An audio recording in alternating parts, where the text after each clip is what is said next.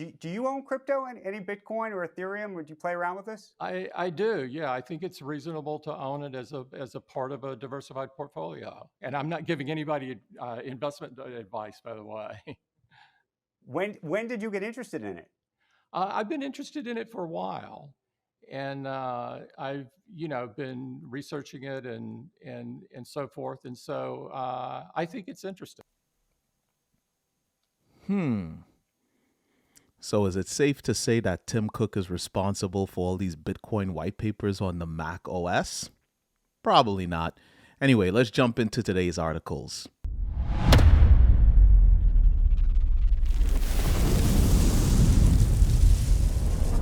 What's up, guys, and welcome back to Pour Over Finance. If you enjoy what we're doing here, please do us the favor, hit the subscribe, hit the like button so that we can continue to deliver more of this to you. All right, so just as I was mentioning in the beginning there, this was just an interesting little quirky. Listen, if you have a Mac OS, a Mac system, and it's running an OS from 2018 or later, you might be able to check it out, see if you have this little Easter egg. Apparently, there is a copy of the Bitcoin white paper sitting on everyone's Mac. I've yet to check this out, but this article actually gives you the file path as well as the terminal command if you're interested. I'll go ahead and put this article in the description below where it says articles in the event that you're interested in seeing if you have this little interesting Easter egg, so to speak. But yeah, it's something that was reported yesterday, and I just thought it was interesting. But I'll jump right into my first real article here, the one that actually got the juices running. It says Florida Governor Ron DeSantis says the Federal Reserve digital dollar threatens the U.S. financial freedom. So what this basically is, it says joining a recent outcry against the Federal Reserve's FedNow system, which I'll probably make a video about that. But basically, FedNow is a system that is being rolled out by the federal government in here in the United States that is going to allow electronic payments and all of these different things. It's supposed to combat systems like what is that called? Like Zelle, maybe to a degree. It's an answer to Venmo, an answer to Cash App, things like that. But it's a federal version of that, which is kind of scary because who wants to transact with federal systems where they're looking at everything that you're doing? And that's kind of what DeSantis is getting in here with what he's saying. He is one of the presidential candidates for 2024. And Robert F. Kennedy also spoke against this, and I'll show you the tweet as well. But basically, Florida Governor Ron DeSantis says the Federal Reserve digital dollar is a potential threat to United States federal financial freedom. They are going to try to impose an ESG agenda. I'm not sure what ESG may stand for, but DeSantis stated, referring to environmental, social, and governance. Oh, okay, so it's environmental, social, and governance policies. It's ceding the power of our financial freedom to a central bank, which does not have our interests at heart.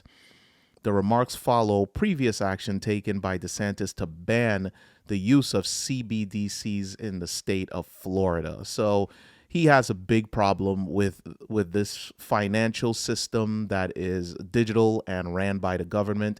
And like I said, Robert F. Kennedy, who is also a potential candidate, he kind of said the same thing. He tweeted yesterday, well, actually the 5th of April in regards to this.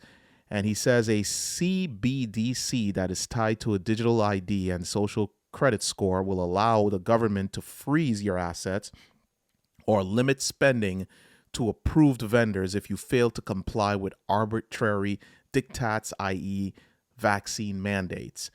The federal will initially limit its CBDC to interbank transactions, but we should not be blind to the obvious danger that this is the first step in banning and seizing Bitcoin as the Treasury did with gold 90 years ago today in 1933. So I agree with this. I agree with this. It's extremely scary and ignorant to think that the U.S. government is not going to in some way use this to their advantage. Let's just say for some reason you didn't pay your parking ticket. If all of your money is being transacted over this government system and they decide to intercept transfers, they can do that. If, I don't know, if you made a mistake and committed a crime 10 years ago and they want to hold that against you, they can do that. No matter what it is, they can hold it against you. And then that's just a small part of it. But what about your privacy? Today, if I wanted to buy something with dollars, I could simply withdraw that money from the bank account and go buy whatever I want to buy. I don't have to use a credit card. I don't have to do any sort of digital transfers. I could just use cash if I wanted to. With this, the government could say, hey, you know what? You're limited to spending anything above X amount of dollars in cash, and everything has to be transacted in CBDCs. Who's to say that they don't get rid of cash altogether and everything has to be electronic? I'm not saying that that's a bad thing in terms of, having to do digital transactions, but when it's the government and you're at their will, you're under their thumb for your own finances, that could be problematic. And that's kind of what Kennedy as well as DeSantis is kind of speaking on. Now, I don't know if these guys actually care that much or if this is just a ploy for their presidential run, because the current American, so Biden, his administration is in power. The current administration isn't very friendly to cryptocurrencies, and they are very friendly towards this CBDC. So the fact that they're saying that they're against it, it may just be them doing the tug of war that every presidential candidate does during the time of trying to run for presidency. And then once they're in office, they can completely change their tune. It's hard to tell when you're dealing with anyone that is in the government. They're usually a bunch of liars, so I don't even know if I would trust them with that information or trust them with actually thinking that they're going to stand by what they're saying and potentially get in the way of CBDCs. We'll have to wait and see. Only time will tell in a situation like this. But our next article that I wanted to jump right into here is the right to mine. Arkansas passes the right to mine bill through the House and Senate. I like this. We'll go ahead and read just what exactly this is about. It says the state of Arkansas has passed the right to mine Bitcoin bill through the House and Senate. Now it's set to be signed by the state's governor to protect the rights of crypto miners within Arkansas. And there's actually a copy of this bill. If you want to read it again, I will put the article in the description below. So if you want to go ahead and just read a bit more on this, you simply can.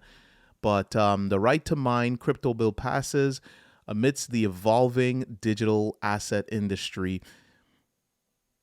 The subject of crypto mining has induced some rigorous debate, as we all know. Right now, in terms of the United States of America, cryptocurrencies are under fire. And I believe a lot of it has to do with the fact that they're launching their own digital way of transacting. So I don't know if that has anything to do with it, but it simply feels that way, as if the fact that cryptocurrency puts the rights in the hands of the people, that is something that scares the government. So in order to counteract that, they're putting the right in their hands.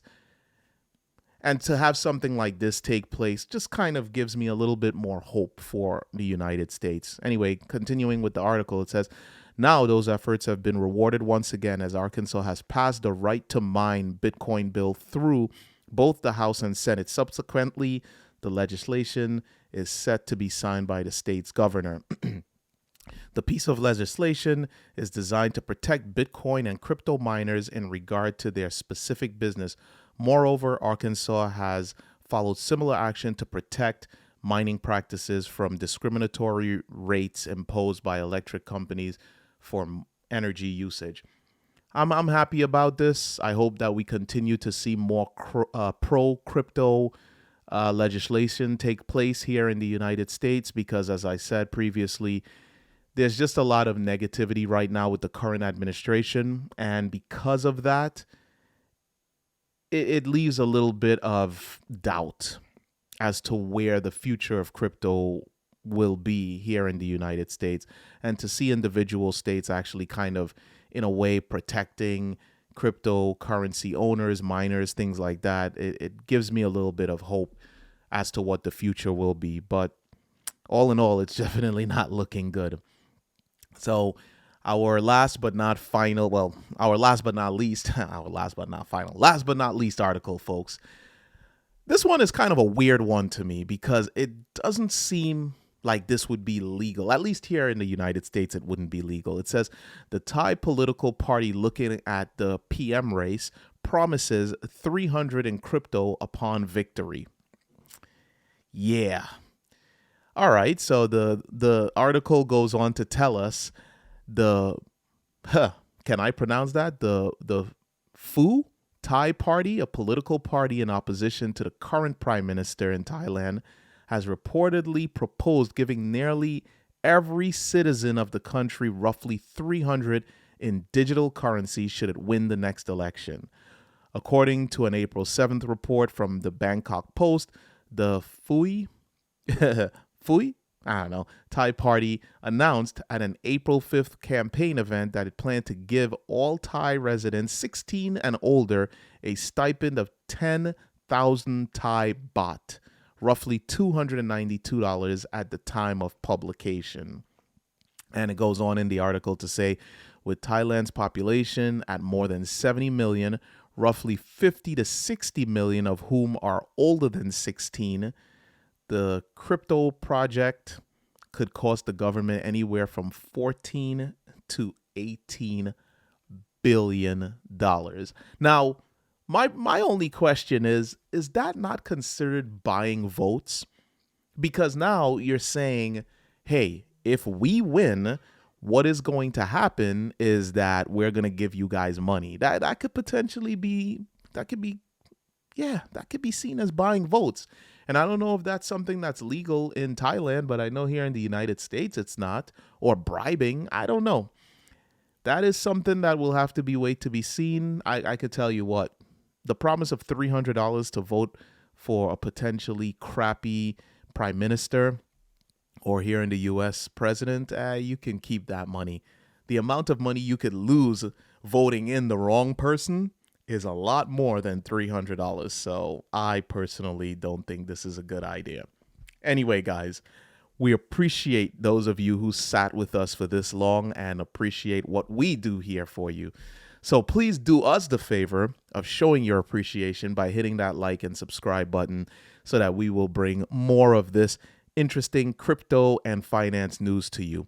Anyway, guys, I am Aaron. I want to just say that we love you here at Pour Over Finance, and I hope you guys have an awesome weekend. Peace.